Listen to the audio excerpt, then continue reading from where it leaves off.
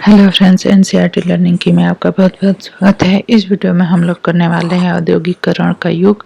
तो औद्योगिकरण का युग इसका पहला पार्ट मैं करा चुकी हूँ, क्योंकि यह वीडियो मीन्स कि यह जो चैप्टर है काफ़ी लंबा है, तो इसलिए मैंने एक पार्ट करा दिया है। दूसरा पार्ट है ये। और आपको मेरा वीडियो पसंद आए तो ज़रूर से मेरे चैनल को सब्सक्राइब कर लीजिए और लाइक करिए और शेयर करिए। तो चलिए स्टार्ट करते हैं। औद्योगिकरण का युग, डाउन ऑफ द सेंचुरी। इसमें मैंने आपको बता दिया था कि 19वीं सेंचुरी की शुरुआत में कुछ इस तरह के मैगजीन्स पे फ़ोटो छपते थे, और ये फ़ोटो जो है क्या जाहिर करते थे, ये क्या बताते थे आने वाले 19वीं सदी में क्या क्या चीज़ें डेवलप होने वाली हैं और उससे हमारे जीवन पे क्या प्रभाव पड़ने वाला है। ये सारी चीज़ें ये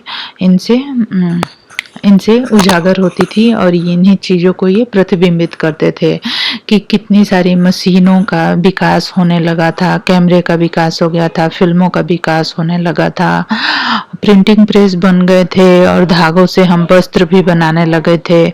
औद्योगिक क्रांति आ गई थी। औद्योगिक क्रांति के आने से पहले प्रोटो इंडस्ट्रियलाइजेशन कैसे हुआ, घरों में कैसे लोग जो है कि उन मीन्स की जो भेड़े और गोट होती है उनके बालों से कैसे रेसे बनाते, धागे बनाते थे, सूत बनाते और उनसे कपड़े बनाते थे।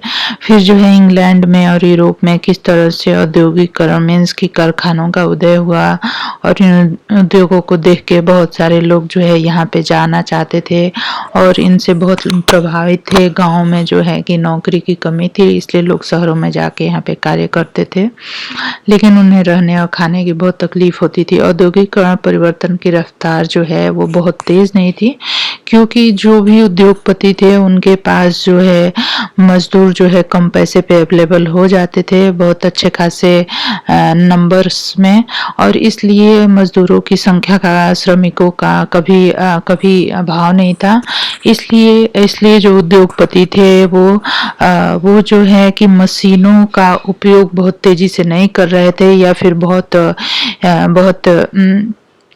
उनको चाव नहीं था, क्रेज नहीं था मशीनों का। लेकिन जो है कि और उन्हें ये भी पता था कि मशीनों में अगर एक बार गड़बड़ी होती है तो उसको ठीक कराने में उनके बहुत सारे पैसे लग जाते हैं। तो इस तरह से मशीनें तो बनती गई, और धीरे धीरे इनका उपयोग भी लोगों को मीन्स की प्रभावित करने लगा, क्योंकि इनसे काम बहुत ज़्यादा हो जाता था, कम मेहनत में बहुत ज़्यादा काम हो जाता था। मजदूरों की जो उत्पादकता थी, जो प्रोडक्शन रेट था उनका, वो भी बढ़ गया था। यहाँ पे ये दिखाया गया है कि गांव में लोगों को खाने पीने की तकलीफ होती थी, शहरों में आके लोग जो है लोहों की कंपनियों में और जो है कपड़े की कंपनियों में कार्य करते थे, और जो है कार्य तो करते थे लेकिन रात गुजारने में उन्हें बहुत तकलीफ होती थी। तो इसलिए वो रैन बसेरे कुछ गवर्नमेंट ने बनवाए हुए थे, जहाँ पे कि जाके लोग जो है रात को सो सकते थे, तो उन जगहों पे वो अपना जीवन गुजारते थे। अब आगे हम देखेंगे यहाँ पे कि ये जो है कि रेलवे स्टेशन बन रहा था, ये निर्माण हो रहा था 1868 में। उस समय का है कि किस तरह से रेलवे स्टेशन बनाया जा, सुरंगें बनाई जा रही थी। तो इस तरह से मीन्स की बहुत काम था। यहाँ पे ये चीज़ देख सकते हैं कि क्या क्या कार्य थे। सड़कों को चौड़ा किया जा रहा था, तो सड़कों को चौड़ा करने में मजदूर लगते हैं। नए रेलवे स्टेशन बन रहे थे, रेलवे लाइनें बिछाई जा रही थी, सुरंगें बनाई जा रही थी, निकासी सीवर बिछाई जा रही थी, नदियों के तटबंध बनाए गए परिवहन उद्योग में। तो इस तरह से बहुत ही ज़्यादा ये सारी चीज़ें बढ़ गई। उपनिवेशों में औद्योगिकीकरण ये कैसे होता था, देखेंगे कि एक उपनिवेश का औद्योगिकीकरण कैसे होता है। यहाँ भी हम कारखाने उद्योग के साथ साथ गैर मशीनी क्षेत्र पर भी ध्यान देंगे। हमारा अध्ययन मुख्य रूप से कपड़ा उद्योग तक ही सीमित रहेगा। भारतीय कपड़े का युग कब था? जैसे कि मशीनी उद्योग के युग से पहले अंतर्राष्ट्रीय कपड़ा बाजार में जो भारत के रेशमी और सूती उत्पाद थे, जो कपड़े थे, उन्हीं का दबदबा था। बहुत सारे देश में मोटा कपास पैदा होता था, जबकि भारत में जो कपास पैदा होता था उसके रेशे, उसके फाइबर्स बहुत ही पतले थे, महीन थे, और आर्मेनिया और फारसी सौदागर पंजाब से अफगानिस्तान, पूर्वी फारस और मध्य एशिया के रास्ते यहाँ से चीजें लेकर जाते थे। यहाँ के बने महीन कपड़ों के थान ऊंटों की पीठ पर लाद कर पश्चिमोत्तर सीमा से पहाड़ी दर्रों और रेगिस्तान के पार ले जाते थे। मुख्य पूर्व औपनिवेशिक बंदरगाहों से फलता फूलता समुद्री व्यापार चलता था। गुजरात के तट पर स्थित सूरत जो था, वहां पे जो बंदरगाह थे, ठीक है, तो वो जो है लाल सागर के बंदरगाह से जुड़ा हुआ था और कोरोमंडल तट पर मछलीपाटन और बंगाल में हुगली के माध्यम से भी दक्षिण पूर्व एशियाई बंदरगाहों के साथ खूब व्यापार चलता था। निर्यात जो है व्यापार के इस नेटवर्क में बहुत सारे भारतीय व्यापारी और बैंकर सक्रिय थे। वे उत्पादन में पैसा लगाते थे, चीजों को लेकर जाते थे और निर्यातकों को पहुंचाते थे। माल भेजने वाले आपूर्ति नगर देश के भीतरी इलाकों से जुड़े हुए थे। ये सौदागर बुनकरों की पेशगी देते थे। बुनकरों से तैयार कपड़ा खरीदते थे और बंदरगाहों तक पहुंचाते थे और बंदरगाहों पे बड़े बड़े जहाजों पे माल को लाद के जो व्यापारी थे वो दलाल कीमत पर मोल भाव करते थे और आपूर्ति सौदागरों के माल से खरीद लेते थे। ठीक है, तो 1750 के दशक तक भारतीय सौदागर के नियंत्रण वाला यह नेटवर्क टूटने लगा था। यूरोप में कंपनियों की ताकत बढ़ने लगी और वहाँ पे जो स्थानीय दरबारों से कई तरह की रियायतें हासिल की और उसके बाद उन्होंने व्यापार पर इजाज़ेदारी अधिकार प्राप्त कर लिया। सूरत और हुगली दोनों जो है पुराने बंदरगाह जो है कमजोर हो गए और इन बंदरगाहों से होने वाले निर्यात में बहुत कमी आ गई, बहुत तेजी से बहुत बड़ी कमी आ गई और जिस कर्जे से व्यापार चलता था वह खत्म होने लगा। धीरे धीरे स्थानीय बैंक दिवालिया हो गए। 17वीं सदी के आखिरी सालों में सूरत बंदरगाह से होने वाले व्यापार का कुल 1.6 करोड़ रुपए थे। 1740 के दशक तक यह गिर कर केवल 30 लाख रुपए रह गया था। अब यहाँ पे हम देखेंगे कि किस तरह से भारत में सूरत में एक इंग्लिश फैक्ट्री 17वीं सदी का चित्र है ये कि जैसे कि भारत में भी बहुत सारी इंग्लिश फैक्ट्रियां थी। सूरत व हुगली कमजोर पड़ रहे थे। मुंबई व कलकत्ता की स्थिति सुधर रही थी। पुराने बंदरगाह की जगह नए बंदरगाह का बढ़ता महत्व औपनिवेशिक सत्ता की बढ़ती ताकत का संकेत था। नए बंदरगाहों के जरिए होने वाला व्यापार यूरोपीय कंपनियों के नियंत्रण में था। जहाजों के जरिए होता था। बहुत सारे पुराने व्यापारी घराने ढह चुके थे। जो बच्चे चाहते थे उनके पास भी यूरोपीय व्यापार कंपनियों के नियंत्रण वाले नेटवर्क में काम करने के अलावा कोई चारा नहीं था। बुनकरों का क्या हुआ? 1760 के दशक के बाद ईस्ट इंडिया कंपनी की सत्ता के सुदृढ़ीकरण की शुरुआत में भारत के कपड़ा निर्यात में गिरावट नहीं आई। ब्रिटिश कपास उद्योग अभी फैलना शुरू नहीं हुआ था और यूरोप में बारीक भारतीय कपड़ों की भारी मांग थी। इसलिए कंपनियां भी भारत से होने वाले कपड़ों के निर्यात को ही और फैलाना चाहती थी। तो अब यहाँ पे हम देख सकते हैं कि 1760 और 70 के दशक में बंगाल और कर्नाटक में राजनीति सत्ता स्थापित करने से पहले ईस्ट इंडिया कंपनी को निर्यात के लिए लगातार सप्लाई आसानी से नहीं मिल पाती थी। बुने हुए कपड़ों को हासिल करने के लिए फ्रांसीसी, डच, पुर्तगाली साथ साथ स्थानीय व्यापारी भी होड़ में रहते थे। इस प्रकार बुनकर और आपूर्ति सौदागर खूब मोल भाव करते थे और अपना माल सबसे ऊंची बोली लगाने वाले खरीदार को ही बेचते थे। लंदन भेजे गए अपने पत्र में कंपनी के अफसरों ने आपूर्ति में मुश्किल और ऊंचे दामों पर बार बार जिक्र किया है। लेकिन एक बार ईस्ट इंडिया कंपनी की राजनीतिक सत्ता स्थापित हो जाने के बाद कंपनी व्यापार पर अपने एकाधिकार का दावा कर सकती थी। फलस्वरूप उसने प्रतिस्पर्धा खत्म करने लगा तुम पर अंकुश रखने और कपास और रेशम से बनी चीजों को नियमित आपूर्ति सुनिश्चित करने के लिए प्रबंधन और नियंत्रण की एक नई व्यवस्था लागू कर दी। यह काम कई चरणों में किया गया। पहला जो था, कंपनी ने कपड़ा प्रसार में सक्रिय व्यापारियों और दलालों को खत्म करने और बुनकरों पर ज्यादा प्रत्यक्ष नियंत्रण स्थापित करने की कोशिश की। कंपनी ने बुनकरों पर निगरानी रखने, माल इकट्ठा करने और कपड़ों की गुणवत्ता जांचने के लिए वेतनभोगी कर्मचारी तैनात कर दिए, जिन्हें गुमास्ता कहा जाता था। कंपनी को माल बेचने वाले बुनकरों को अन्य खरीदारों के साथ कारोबार करने पर पाबंदी लगा दी गई, जिसके लिए पेशगी रकम दी जाती थी। एक बार काम का ऑर्डर मिलने पर बुनकरों को कच्चा माल खरीदने के लिए कर्ज दे दिया जाता था। कर्ज लेते थे, उन्हें अपना बनाया हुआ कपड़ा गुमास्ता को ही देना पड़ता था, उसे वे किसी और व्यापारी को नहीं बेच सकते थे। जैसे जैसे कर्ज मिलते गए, महीन कपड़ों की मांग बढ़ने लगी। ज्यादा कमाई की आस में बुनकर पेशगी स्वीकार करने लगे। बहुत सारे बुनकरों के पास जमीन के छोटे छोटे पत्ते थे, जिन पर वे खेती करते थे और अपने परिवार की जरूरतें पूरी कर लेते थे। अब वे इस जमीन को भाड़े पर देकर पूरी समय बुनकरी में लगाने लगे। पूरा परिवार यही काम करने लगा। बच्चे औरतें सभी कुछ न कुछ काम करते थे।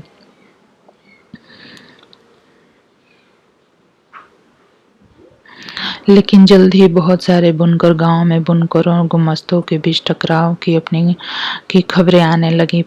इससे पहले आपूर्ति सौदागर अक्सर बुनकर गांव में ही रहते थे। बुनकरों से उनके नजदीकी ताल्लुकात होते थे, तो का ख्याल रखते थे और संकट के समय उनकी मदद करते थे। नए गुमास्ता बाहर के लोग थे, उनका गांव से पुराना सामाजिक संबंध नहीं था। वे दंभपूर्ण व्यवहार करते, सिपाहियों चपरासियों को लेकर आते थे और माल समय पर तैयार न होने की स्थिति में बुनकरों को सजा देते थे। सजा के तौर पर बुनकरों को घर पीटा जाता था, कोड़े बरसाए जाते थे। अब बुनकर न तो दाम पर मोल भाव कर सकते थे और न ही किसी और को माल बेच सकते थे। उन्होंने कंपनी से जो कीमत मिलती थी वह बहुत कम थी, पर वे कर्जों की वजह से कंपनी से बंधे हुए थे। कर्नाटक, बंगाल में बहुत सारे स्थानों पर बुनकर गांव छोड़कर चले गए। वे अपने रिश्तेदारों के यहाँ किसी और गांव में करघा घर लगा लेते थे। भारत में मैनचेस्टर का आना। भारत में जो है 1772 में ईस्ट इंडिया कंपनी के अक्सर नेहरू फुतलो ने कहा था, भारतीय कपड़ों की मांग कभी कम नहीं हो सकती, क्योंकि दुनिया के किसी और देश में इतना अच्छा माल नहीं बनता। लेकिन हम देखते हैं कि 19वीं सदी की शुरुआत में भारत के कपड़ा निर्यात में गिरावट आने लगी, जो लंबे समय तक जारी रही। 1811 से 12 में सूती माल का हिस्सा कुल निर्यात में 33% था रह गया था। ऐसा क्यों हुआ? उसके निहितार्थ क्या थे? जब इंग्लैंड में कपास उद्योग विकसित हुआ तो वहां के उद्योगपति दूसरे देशों से आयात को लेकर परेशान दिखाई देने लगे। उन्होंने सरकार पर दबाव डाला कि वह आयातित कपड़े पर आयात शुल्क वसूल करे। चेस्टर में बने कपड़े बाहरी बाधा के बिना इंग्लैंड में आराम से बिक सके। दूसरी तरफ उन्होंने ईस्ट इंडिया कंपनी पर दबाव डाला कि वह ब्रिटिश कपड़ों को भारतीय भी बेचे। 19वीं सदी की शुरुआत में ब्रिटेन के वस्त्र उत्पादों के निर्यात में नाटकीय वृद्धि हुई। 18वीं सदी के आखिर में भारत में उत्पादों का न के बराबर निर्यात होता था। यहाँ पे आप देख सकते हैं कि बम्बई और कलकत्ता के 1780 के दशक के व्यापारिक बंदरगाहों के रूप में विकसित होने लगे थे। के दशक से व्यापारिक बंदरगाह के रूप में ये जो बम्बई और कलकत्ता के बंदरगाह थे, व्यापारिक बंदरगाह के रूप में विकसित होने लगे थे। यह पुरानी व्यापारिक व्यवस्था के पतन और औपनिवेशिक अर्थव्यवस्था के विकास का समय था। ठीक है। स्थानीय बाजार में मैनचेस्टर के आयातित मालों की भरमार थी। कम लागत पर मशीनों से बनने वाले आयातित कपास उत्पाद इतने सस्ते थे कि बुनकर उनका मुकाबला नहीं कर सकते थे। 1850 के दशक तक देश के ज्यादातर बुनकर गिरावट और बेकारी के ही किस्सों की भरमार थी। 60 के बुनकरों के सामने नई समस्या खड़ी हो गई। उन्हें अच्छी कपास नहीं मिल पा रही थी। जब अमेरिकी युद्ध शुरू हुआ और अमेरिका के पास कपास के आमद बंद हो गई तो ब्रिटेन भारत से कच्चा माल मंगाने लगा। भारत से कच्चे कपास के निर्यात में इस वृद्धि से उनकी कीमत आसमान छूने लगी। कच्चे माल के लाले पड़ गए। उन्हें मनमानी कीमत पर कच्ची कपास खरीदनी पड़ती थी। ऐसी सूरत में पेट पालना संभव नहीं था। 19वीं सदी फैक्ट्री का आना। बम्बई में पहली कपड़ा मिल 1854 में लगी और 2 साल बाद उसमें उत्पादन होने लगा तक वहां ऐसी 4 मिलें काम कर रही थी। 94,000 तख्लियां इतने करघे थे। उसी समय बंगाल में जूट मिलें खुलने लगी थी। वहाँ देश की पहली जूट मिल में और दूसरी 7 साल बाद में चालू हुई। उत्तरी भारत में कानपुर में खुली। ठीक है, तो इस तरह से प्रारंभिक उद्यमी कौन कौन थे? जमशेद सिंह जी टाटा। तो इस तरह से भारत में भी मजदूर कहाँ से आते थे, ये सारी चीज़ें आप देख सकते हैं। नौकरी पाना बहुत आसान हो गया था। औद्योगिक विकास का अनूठापन। भारत में औद्योगिक उत्पादन का वर्चस्व रखने वाली यूरोपीय प्रबंधकीय एजेंसियों के कुछ खास तरह के उत्पादों में दिलचस्पी थी। उन्होंने औपनिवेशिक सरकार से सस्ती कीमत पर जमीन लेकर चाय व कॉफी के बागान लगाए और खनन, नील व जूट व्यवसाय में पैसे का निवेश किया। इनमें से ज्यादातर ऐसे उत्पाद थे जिनकी भारत में बिक्री के लिए नहीं बल्कि मुख्य रूप से निर्यात की सकता थी। 19वीं सदी के आखिर में जब भारतीय व्यवसाय उद्योग लगाने लगे तो उन्हें भारतीय बाजार में चीज़ों से प्रसन्न नहीं की। भारत आने वाले ब्रिटिश मालों में धागा बहुत अच्छा नहीं था, इसलिए भारत के कपड़े के बजाय मोटे सूती धागे ही बनाए जाते थे। जब धागे का आयात किया जाता था तो वह हमेशा बेहतर किस्म का होता था। भारतीय कताई मिलों में बनने वाले धागे का बुनकर इस्तेमाल करते थे, उन्हें चीन को निर्यात कर दिया जाता था। 20वीं सदी के पहले दशक तक भारत में औद्योगिकीकरण का ढर्रा कई बदलावों की चपेट में आ चुका था। स्वदेशी आंदोलन की गति मिलने से राष्ट्रवादियों ने लोगों को विदेशी कपड़ों के बहिष्कार के लिए प्रेरित किया। औद्योगिक समूह अपने सामूहिक हितों की रक्षा के लिए संगठित हो गए और उन्होंने आयात शुल्क बढ़ाने, अन्य रियायतें देने के लिए सरकार पर दबाव डाला। 1906 के बाद चीन भेजे जाने वाले भारतीय धागा के निर्यात में भी कमी आने लगी थी। चीनी बाजारों में चीन और जापान की मिलों के उत्पादन छा गए थे। फलस्वरूप भारत के उद्योगपति धागे की बजाय कपड़ा बनाने लगे। सूती कपड़े का उत्पादन 2 गुना हो गया था। पहले विश्व युद्ध तक औद्योगिक विकास धीमा रहा। युद्ध ने एक बिल्कुल नई स्थिति पैदा कर दी थी। ब्रिटिश कारखाने सेना की जरूरतों को पूरा करने के लिए युद्ध संबंधी उत्पादन में व्यस्त थे। माल का आयात कम हो गया। भारतीय बाजार में रातों रात एक विशाल देसी बाजार मिल गया। युद्ध लंबा खिंचा तो भारतीय कारखानों में भी फौज के लिए जूट की बोरियां, फौज के लिए वर्दी के कपड़े, टेंट और चमड़े के जूते, घोड़े, जिन्हें बहुत सारे अन्य सामान बनने लगे। नए कारखाने लगाए गए। पुराने कारखाने कई पालियों में चलने लगे। बहुत सारे नए मजदूरों को काम पर रखा गया और हर एक को पहले से भी ज्यादा समय तक काम करना पड़ता था। युद्ध के बाद भारतीय बाजार में मैनचेस्टर को पहले वाली हैसियत कभी हासिल नहीं हो पाई। आधुनिकीकरण न कर पाने और अमेरिकी का जर्मनी और जापान के मुकाबले कमजोर पड़ जाने के कारण ब्रिटेन की अर्थव्यवस्था चरमरा गई। लघु उद्योगों की बहुतायत। हालांकि युद्ध के बाद फैक्ट्री उद्योग में लगातार इजाफा हुआ, लेकिन अर्थव्यवस्था में विशाल उद्योग का हिस्सा बहुत छोटा था। उनमें से बंगाल और बंबई में स्थित थे। बाकी पूरे देश में छोटे स्तर के उत्पादन का ही दबदबा रहा। पंजीकृत फैक्ट्रियों में कुल औद्योगिक श्रम शक्ति का बहुत छोटा हिस्सा ही काम करता था। यह संख्या 1911 में 5% और 1931 में 11% थी। बाकी मजदूर गली मोहल्लों, वर्कशॉप और घरेलू इकाइयों में काम करते थे। कुछ मालों में तो 20वीं सदी के दौरान हाथ से होने वाले उत्पादन में हुआ था। यह बात हथकरघा क्षेत्र के बारे में भी सही है, जिसकी हमने पीछे चर्चा की थी। सस्ते मशीन निर्माता धागे ने 19वीं सदी के कताई उद्योग को खत्म कर दिया था। 20वीं सदी में हथकरघों पर बने कपड़े के उत्पादन में लगातार सुधार रहा। 1940 के बीच यह 3 गुना हो चुका था।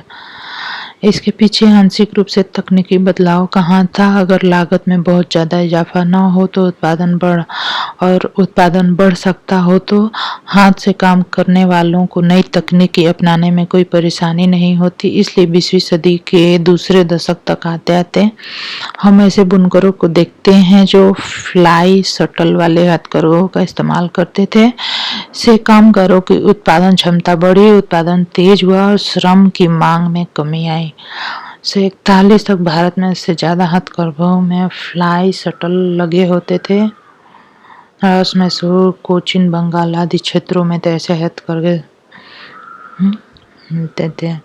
इस तरह से हम यहाँ पे देख सकते हैं मिलों के साथ प्रतिस्पर्धा का मुकाबला कर पाने के मामले में कुछ बुनकर औरों से बेहतर स्थिति में थे। बुनकरों में से कुछ मोटा कपड़ा बनाते थे जबकि कुछ महीन किस्म के कपड़े बुनते थे। मोटे कपड़ों को मुख्य रूप से गरीब ही खरीदते थे। उसकी मांग में भारी उतार चढ़ाव आते थे। खराब फसल और अकाल के समय जब ग्रामीण गरीबों के पास खाने को कुछ नहीं होता था, नगद आय के साधन खत्म हो जाते थे तो वे कपड़ा नहीं खरीद सकते थे। बेहतर किस्म के कपड़े की मांग खाते पीते तबके में ज्यादा थी। उसमें उतार चढ़ाव कम आते थे। जब गरीब भूखों मर रहे थे तब भी अमीर यह कपड़ा खरीद सकते थे। अकालों से बनारसी और बालूची साड़ियों की बिक्री पर असर नहीं पड़ता था। ऐसे भी जैसा कि आप देख चुके हैं, मिल विशेष प्रकार की बुनाई की नकल नहीं कर सकते थे। बुने हुए बॉर्डर वाली साड़ियों, प्रसिद्ध लुंगियों की जगह ले लेना मिलों के लिए आसान नहीं था। वस्तुओं के लिए बाजार, यहाँ पर हम देखते हैं ऐसा भी नहीं कि 20वीं सदी में उत्पादन बढ़ते जा रहे।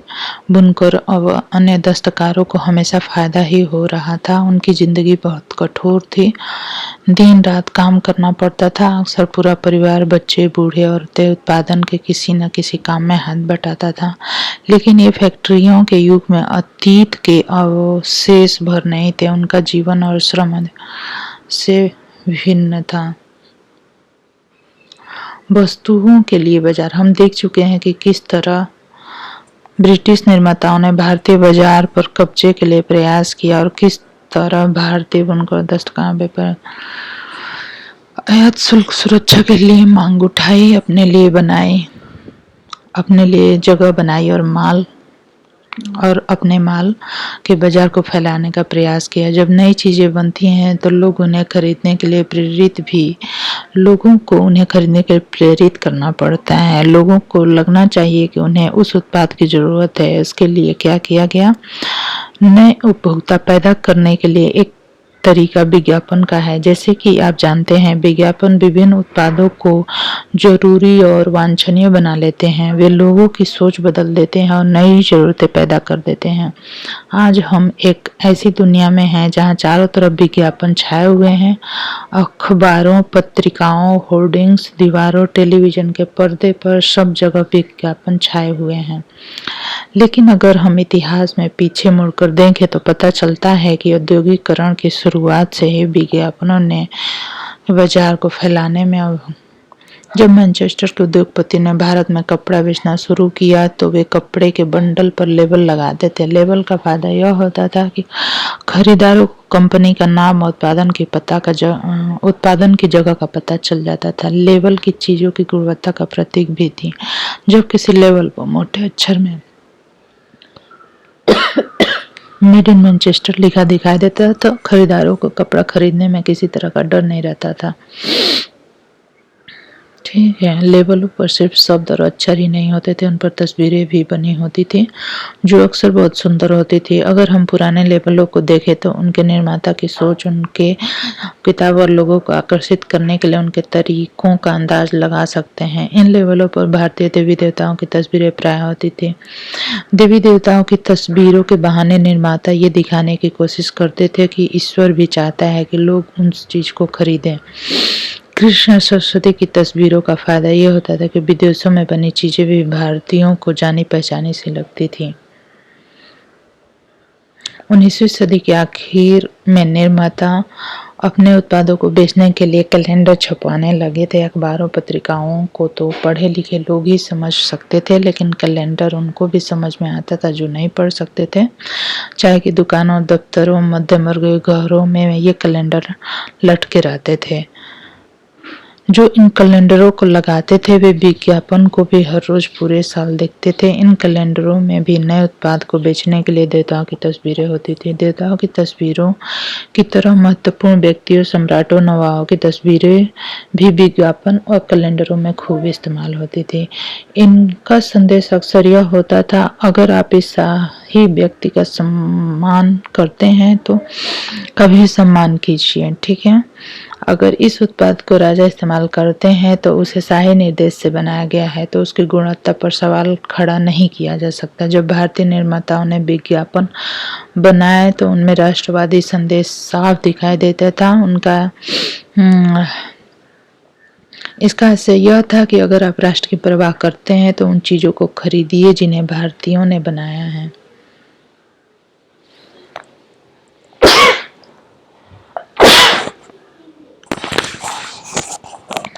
यह कहते थे ये विज्ञापन स्वदेशी के राष्ट्रीय संदेश वाहक बन गए। निष्कर्ष जाहिर है कि उद्योग के बड़े बड़े बदलाव आए, फैक्ट्रियों का उदय हुआ, नए औद्योगिक शक्ति अस्तित्व में आई। लेकिन जैसा कि आपने देखा, इस युग में हाथ से बनने वाली चीजें और छोटे पैमाने का उत्पादन भी औद्योगिक भूदृश्य का महत्वपूर्ण हिस्सा रहा। तो यहाँ पे हमने ये इस चैप्टर को कर लिया है। यहाँ पे सोप पे और माचिस पे, हर चीज़ पे जो है कि भारतीय देवी देवताओं और राजाओं के चित्र होते थे। एक भारतीय मिल में बने कपड़े का लेबल है। इसमें एक देवी अहमदाबाद की मिल में बना कपड़ा दान कर रही है और लोगों से भारत में बने कपड़े के इस्तेमाल का आह्वान कर रही है, ठीक है। तो देवी देवताओं के चित्रों का भी निष्कर्ष क्या निकला? जाहिर है उद्योगों के युग में बड़े बड़े प्रौद्योगिक बदलाव आए, फैक्ट्रियों का उदय हुआ, नई औद्योगिक श्रम शक्ति अस्तित्व में आई। लेकिन जैसा कि आपने देखा, इस युग में हाथ से बनने वाली चीजें, छोटे पैमाने का उत्पादन भी औद्योगिक भूदृश्य का एक महत्वपूर्ण हिस्सा रहा। ये जो चित्र हैं ये दर्शाते हैं कि किस तरह से जो है कि देवी देवताओं के चित्रों का भी उपयोग होने लगा था। तो फ्रेंड्स, इसके जो क्वेश्चन आंसर हैं ये हम लोग नेक्स्ट वीडियो में करेंगे और ये वीडियो यहीं तक, ठीक है। धन्यवाद।